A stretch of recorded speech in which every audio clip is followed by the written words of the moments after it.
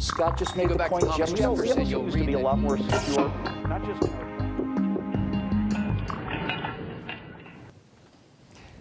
When it comes to Republicans, you know what they say, if you can't join them, you can beat it and start your own party. But what will the global community think? I'm Scott Ott with Bill Whittle and Stephen Green in the middle of a three-part series called Invent a Third Party. In our first episode, we crafted a domestic policy, and in the members-only finale, we'll develop a marketing strategy. This time we ask, how does our new third party establish legitimacy when it comes to foreign policy? You know, men, almost by definition, a new third party has no global credibility unless we poach experienced players from the other teams. So to pass the voters' litmus test, it seems to me that we'll have to rely on historical reality and common sense. Call me crazy. Stephen Green, what's the foundation of a third-party foreign policy that will attract new voters and pull enough regular voters from the two major parties and send the proper signal to our friends and enemies abroad? You know, this is such a odd time for you to ask this question. A couple of weeks ago, I started rewatching The Sopranos, I guess 15, 16 years now after it first debuted. It's such a wonderful show, especially the first 2 or 3 seasons. And in the first season, you've got Tony Soprano, you know, the tough guy, the mob boss of New Jersey, or at least on his way up to running all of northern New Jersey, who has to see a shrink because he's been having these panic attacks and passing out. This is no way, you know, for a mob boss to keep a handle on the mafia.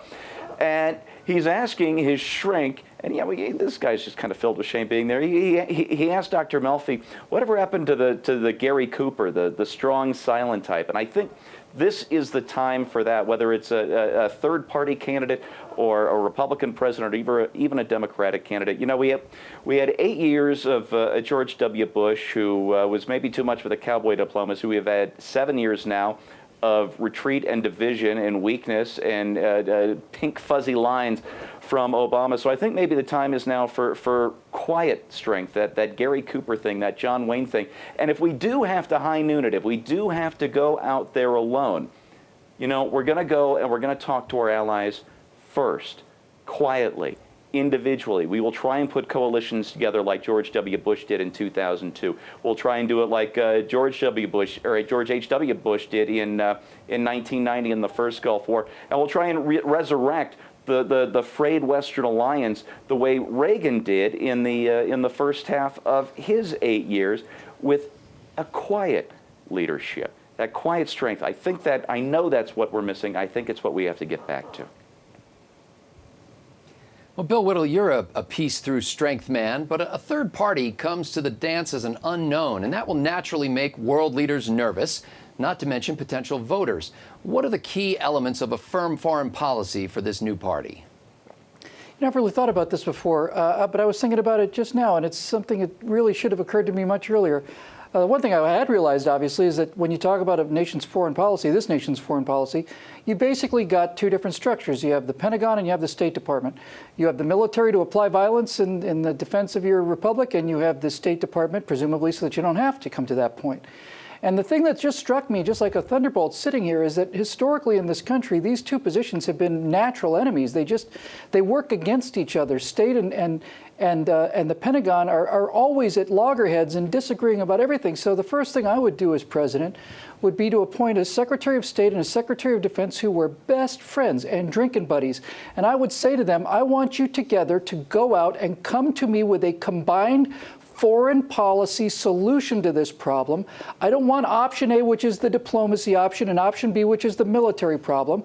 I want to know how we can strengthen our diplomacy by applying military force behind it, and I want to know how we can mitigate our military, somewhat mitigate it, or at least sharpen it, apply it more effectively by understanding what's going on the ground as far as the State Department goes. I'm really tired of these two massively critical opportunities being wasted. You've got these two people should be working together. That's the first thing I'd say. But I think the second thing I'd say is this. I want other countries to fear us. I want them to fear us. I think we could pacify is not the word, reassure our friends, I could do that as president in 3 days. I would just say, when I say a world tour, I don't mean a 2-week world tour. I just go around the globe. I'd stop at Great Britain. I would recruit India so heavily, you have no idea how hard I'd recruit that country. I'd visit Australia. I'd visit our traditional friends, Canada. I'd go to Germany, Europe, all of those guys, and say, listen, we're not people you have to worry about. We're not concerned about French nuclear proliferation. We're not worried about how many nuclear weapons Great Britain has. They're civilized nations. They're our allies. I want these rogue nations to be afraid of us. Final thing I'll say about this, Scotty, is you got to think about, just seriously I know this is not done in the high-ranking political circles because it's such a good idea, but just for a second, try to put yourself in the mindset of an ISIS commander in the field, right? And he realizes that on the other side of the world is this juggernaut with 11 carrier strike groups and thousands of nuclear weapons and fleets of bombers. And they're not being deployed against me and my Jeep and my 15 guys with AK-47s. Why? Why? Why? Why?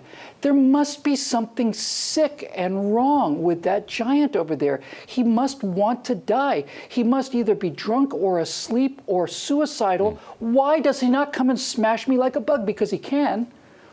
I'd flip that thing right on its head. I'd make it crystal clear. This giant is no longer asleep at the wheel. We're no longer drinking scotch to drown our problems away. You mess with freedom now and you're going to pay the price, and that price is going to be, you're going to be a greasy spot on the surface of the desert if you execute innocent people in orange jumpsuits with butcher's knives. You're not going to get to go home and brag about that. Not under this presidency, you're not. I think President Bill Whittle's first day in office, he changes the title of Secretary of Defense back to the original. Secretary of War. Correct. Now, that was the Army's department. The Navy was Department of the Navy. No, there was a Secretary of War. Our third-party foreign... Yes, there was a Secretary of War. That was War. the Army and the Navy had separate departments, which were unified under the Department of Defense after World War II. Bad move. Our third-party foreign policy is relatively simple in my mind. As a federal government, we say little and we mean what we say.